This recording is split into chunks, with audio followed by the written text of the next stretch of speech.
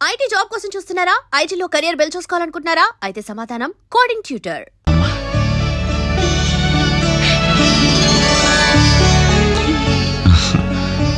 అంజలి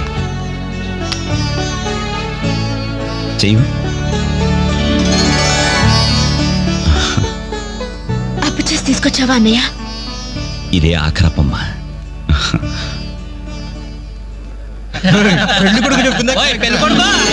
ముందు బట్టలు మార్చుకో, అవతల పూజ మొదలవుతుందంట. ఒక్క నిమిషం, ఇప్పుడే వస్తానరా. ఇదిగో ఏం పర్లేదా, కాస్త లేటుగానేరా. ఈ లోపుగానేనా 4 హాస్టల్ తాగించేస్తారు. కలపలే మొక్కలా.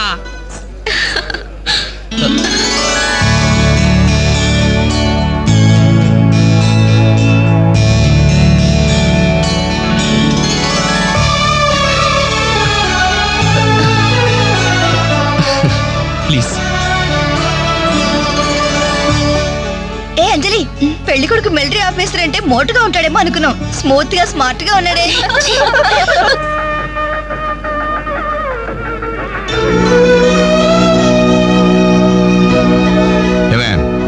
ఇట్రా. ఏమిటండి?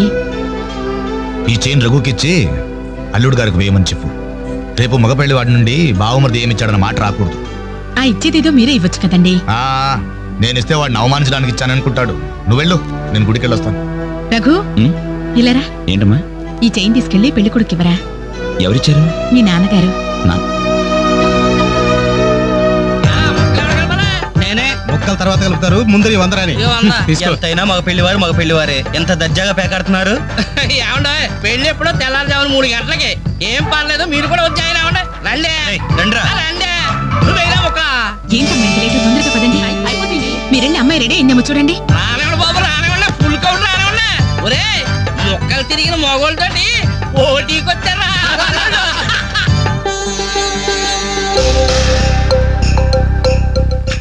ఇప్పుడు కూడా షోలాదే షో. చెప్పత్రా మావ, తీయండి బాబు, తీయండి. పాకెట్లు సొమ్మంతా తీయండి. అలా చూస్తారే, తీయండి. Cash down, cash down. తర్వాత ఇస్తాను, మరొక ఆట ఏంటి?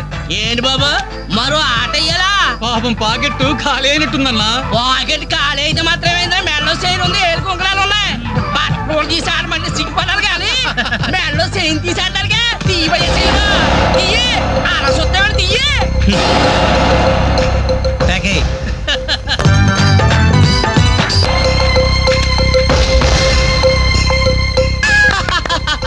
ఈ ఆట కూడా మాదే.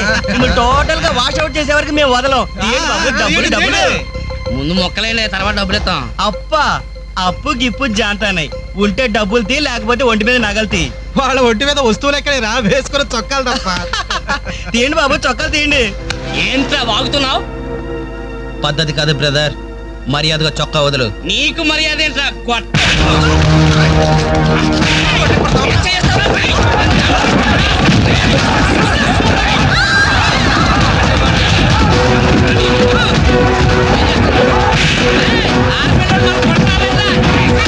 ఏమైంది? పెళ్లి కూతురు అన్న ఫ్రెండ్స్ మన వాళ్ళందరూ కొడుతున్నారా?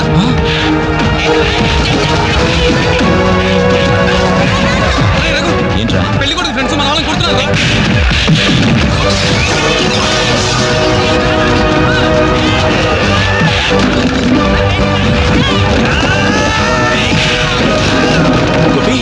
గోపి, ఇందులో మన తప్పేం లేదుగా? మన తప్పేం లేదురా, ముందు వాళ్ళే చేసుకున్నారు. ప్రామిస్ రా.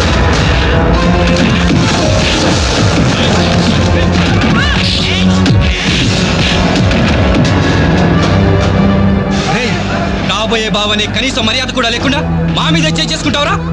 ఎప్పుడో వేకువజామున 3 గంటలకి నా చెల్లి మెళ్ళలో తాళిబొట్టు కట్టిన తర్వాత నువ్వు నాకు బావవిరా. కానీ వీళ్ళు పుట్టినప్పటి నుంచి నాకు ఫ్రెండ్స్ రారా.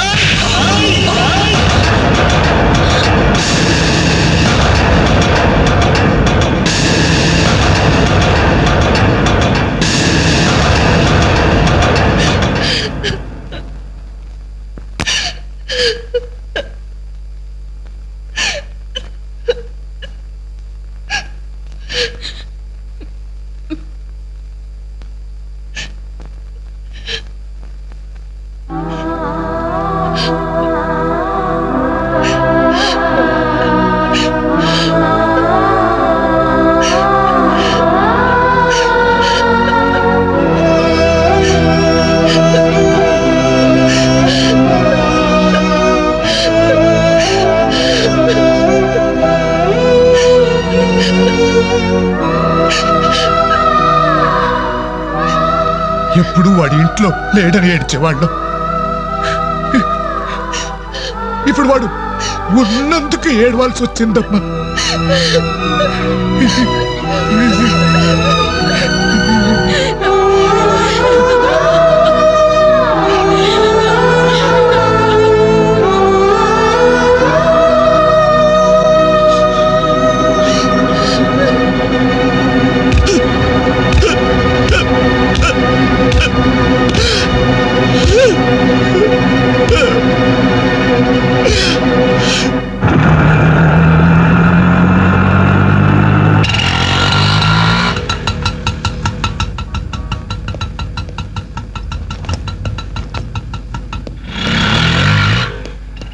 చిత్ర నేను రఘుని కలవాలి. రా. రే రఘు, హ్మ్? నీకోసం చిత్ర వచ్చిందిరా.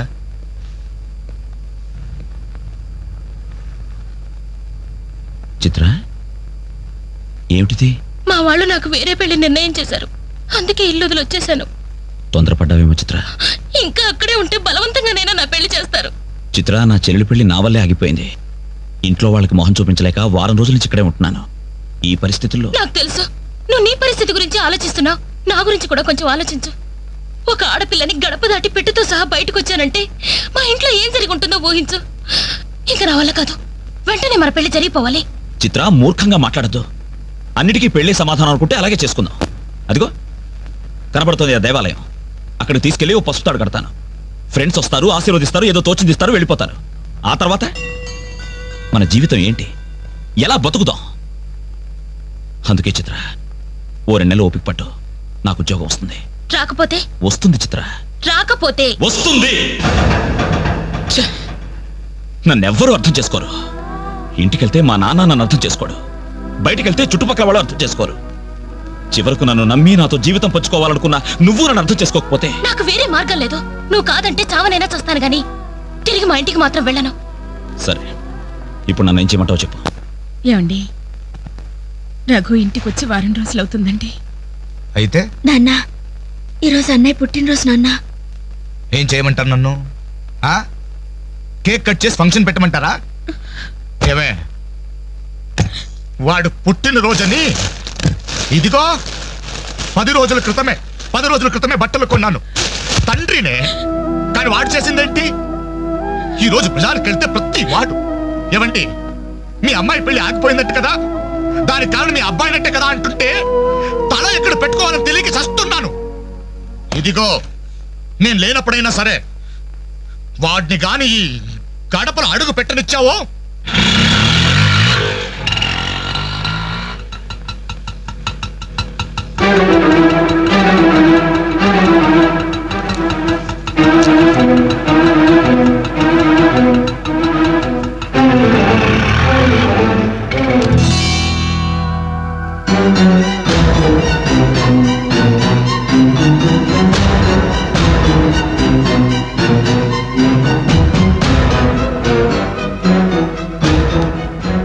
ఎవర్రా ఈ అమ్మాయి?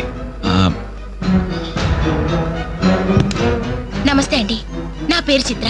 నేను మీ అబ్బాయి 5 ఏళ్ల నుంచి ప్రేమించుకున్నాం, పెళ్లి చేసుకోవాలనుకుంటున్నాం. మా ఇంట్లో వాళ్ళు బలవంతంగా నా పెళ్లి చేయబోతుంటే ఇంట్లోంచి వచ్చేసాను. మీరు ఆశీర్వదిస్తే. ఆగమ్మా, ఆగు. కాస్త ఊపిరి పీల్చుకుని మాట్లాడమ్మా, లేకపోతే నా ఊపిరి ఆగిపోతుంది. ఆగు. ఇదెవరో తెలుసా? నా కూతురు, వీడి చెల్లి. 10 రోజుల క్రితమే పెళ్లి ఆగిపోయింది. దానికి కారణం ఎవరో తెలుసా? వీడే ఆ దౌర్భాగ్యుడు. అవును, వీడినెలా ప్రేమించావమ్మా? ఓ, ప్రేమించడానికి ఎవడో ఒకడు మగాడు దొరికితే చాలనుకున్నావా? ఒంటి నిండా కండ నిండా రంగు ఉంటే సరిపోతుందా? 5 ఏళ్ల నుంచి ప్రేమిస్తున్నానన్నావే, ఈ 5 ఏళ్లలో ఏం చేస్తున్నావు? ఎలా బ్రతికిస్తావని ఒక్కసారైనా అడిగావా? ఇదిగో వీడు వేసుకున్న ప్యాంటు నేను కొన్నది, వీడు వేసుకున్న షర్టు బనిను నేను కొన్నవి, ఆఖరికి చెప్పులు కూడా నావే, నా కష్టార్జితంతో కొన్నవి. ఇలాంటి బిచ్చగాడికి నువ్వు మెళ్ళో డోల్లా తయారయ్యావనుకో, నీకు తిండి నేనే పెట్టాలి, కట్టుకున్న చీర నేనే కొనాలి, తొడుకున్న జాకెట్ నేనే తెచ్చివ్వాలి. నువ్వు పూసుకునే పౌడరు, పెట్టుకునే బొట్టు, కాటుక, తల్లో పువ్వు, ఆఖరికి నువ్వు పడుకోవడానికి మంచం, దాని మీద దిండు, దుప్పట్టి అన్ని నేను సప్లై చేస్తే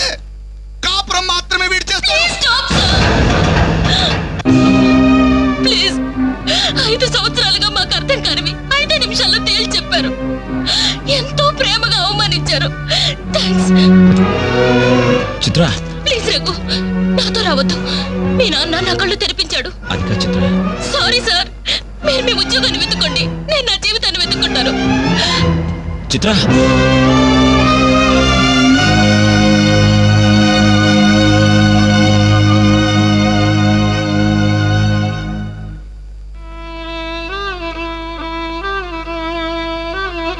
నాన్న,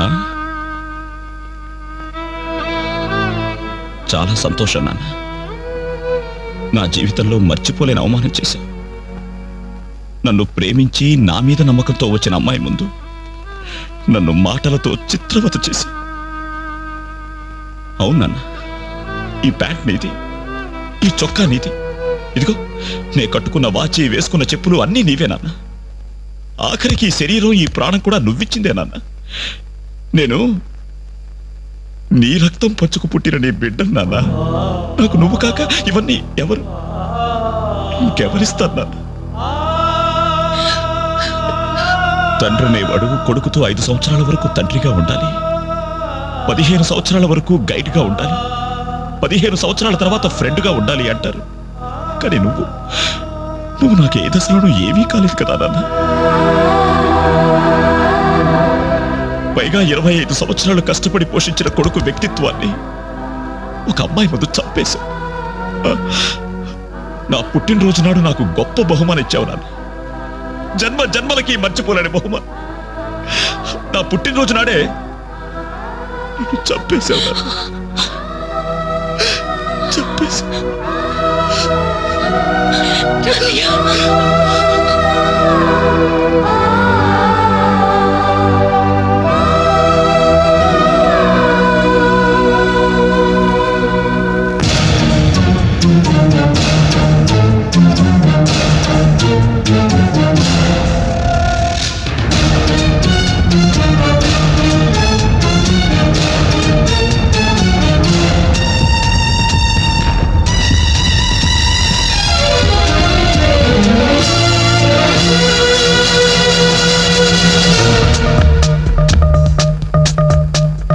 వేదన వేదన వేదన వెల్లువై వేదన ఒంటరి యదా కందన ఆగని అరణ్య రోదన తరగని వేదన తరుముకు వస్తుంటే అణగారని వేదన రగిలిస్తూ ఉంటే బతుకు పయనంలో అలసిపోతున్నా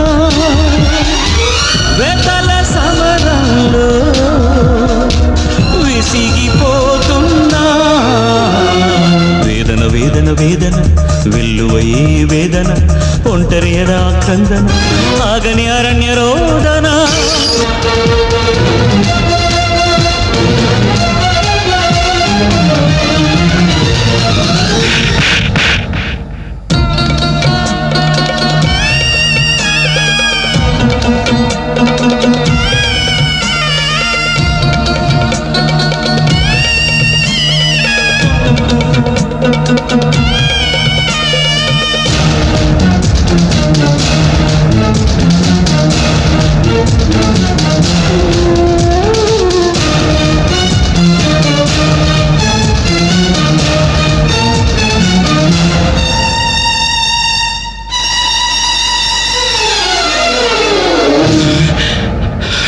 ఏ చిన్న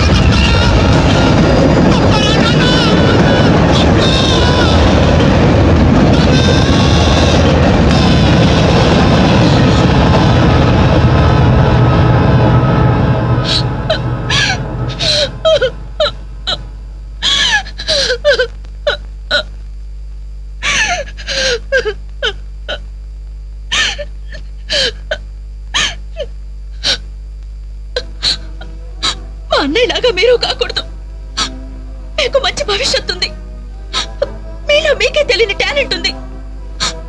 మిమ్మల్ని మీరు నిలబెట్టుకునే శక్తి ఉంది. ఏదైనా సాధించగల సమర్థత ఉంది. మీలో ఉన్న శక్తి సామర్థ్యాలు మొండి గోడల మీద కూర్చోడానికో ఆడపిల్లలు అలర్ట్ చేయడానికో పరిమితం కాకూడదు. మీలో ఉన్న ప్రతిభను మీరు గుర్తించాలి. మీ జీవితం మీద మీకు నమ్మకం, ఆశ కలగాలి. అందుకే మిమ్మల్ని ప్రేమించాలని చెప్పాను. కాదంటే ఏ అఘాయిత్యం చేసుకుంటారోనని భయంతోనే అబద్ధం చెప్పాను. నా వల్ల, నా ప్రేమ వల్ల మీరు ప్రయోజకులుగా మారాలని ఆశపడ్డాను. ఇదేనా నేను చేసిన నేరం? ఇదేనా నేను మీకు చేసిన ద్రోహం? చెప్పండి, చెప్పండి.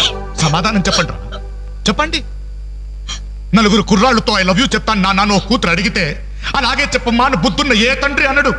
కానీ నేనన్నాను. ఎందుకో తెలుసా?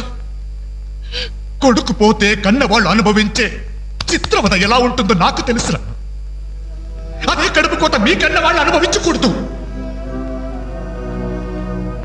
రే, ఒక అమ్మాయిని ప్రేమించడానికి ముందు మిమ్మల్ని కని పెంచి పోషించి చదువు చెప్పించి మీరు ప్రయోజకులు కావాలని ఆశపడే మీ అమ్మ నాన్నలకు మీ ప్రేమను పంచండి రా.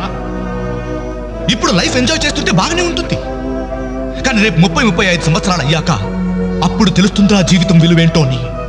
రే, గడియారంలోని ముళ్ళుని వెనక్కి తిప్పగలం గాని గడిచిపోయిన నిమిషాల్ని వెనక్కి తీసుకురాలేవరా. మీ జీవితాలు మొండి గోడల మధ్య సమాధి కాకూడదు. అశాంతితో ఆత్మహత్యలు చేసుకోకూడదు. అయోమయంలో పిచ్చి వాళ్ళుగానో అప్రయోజకులుగానో అసమర్థులుగానో మారకూడదు. యూత్ బాగుండాలి.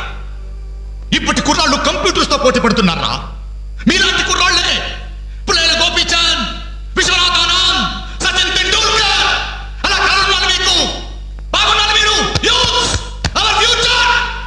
బాగుండాలి, బాగుండాలి.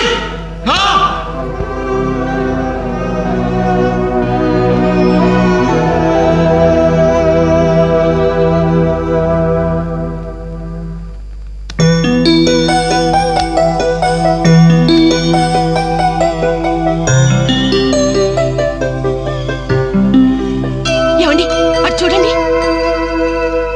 అలా చూడు.